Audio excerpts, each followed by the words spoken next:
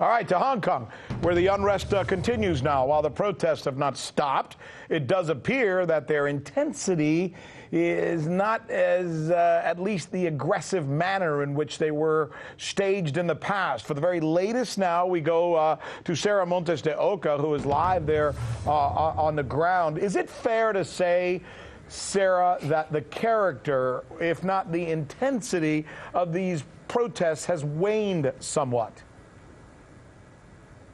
Well, Rick, I think it's safe to say that for now. Now, from what we saw just yesterday, the last sit-in was a different generation. It was middle schoolers who are trying to get their word out and voice their concerns on these 5 demands. So yesterday we attended a sit-in rally that actually ended and remained peaceful. No police showed up in riot gear. Now, these students showed up to speak to teachers and social workers. This was about some opposition and conflict that they're facing and having discussions with their parents. We spoke to one of the participants, and this is what she said. My parents don't accept my ideas, so I think talking to social workers can give me useful ideas on maybe how to face my parents or friends if we have any conflicts. I'm here because I want the government to know that the middle school students also care about this bill. Because we are a part of this future, and this home will be in our hands, so we have to come out and protect Hong Kong.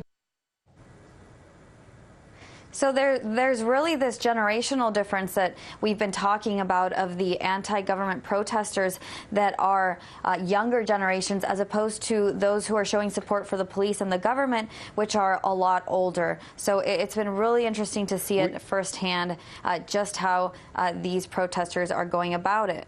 We reported here on this newscast several times now that Beijing's strategy has essentially been to apply pressure on the businesses and the institutions to control these protesters, to say, look, control your employees or we're going to go after your corporation, or even telling protesters, you keep doing this, you're going to lose your job. Kind of like an attack through attrition. Any signs that this kind of strategy by Beijing is working there in Hong Kong, Sara? Not necessarily, Rick. We have to remember that a lot of these protesters are, like I said, younger, and they're students. So right now they're on summer break, so they have the time to really speak out and put their voice out there.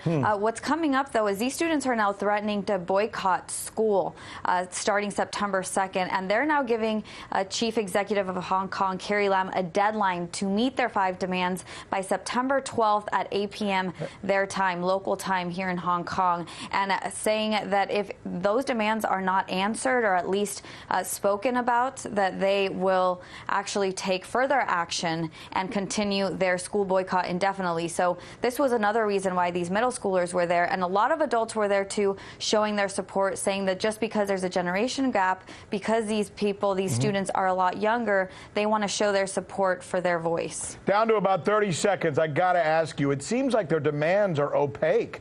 They were originally wanting to get rid of the extradition law. They essentially got rid of the extradition law, and now they're asking for stuff like, well, democracy.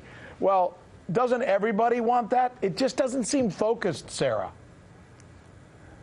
Well, I did ask, actually, a few students yesterday what this was about, really. I mean, the fact that they're protesting, I asked, isn't this a democracy? The fact that they're allowing you to protest and speak your opinion, and they're saying that that's a reason they need to be there, so that the government hears their voice, and that's mainly why these protests are needed. So they're going to continue tonight. We're looking for a human blockchain, a human chain that they're forming. About 40,000 people are expected around the island, so we'll keep an eye on that for new developments and give you the story, Rick. Great insight, Sara. Really, great insight. Good reporting. Thanks so much for taking us through this, and well done. Appreciate it. Look forward to talking to you again. Thank you.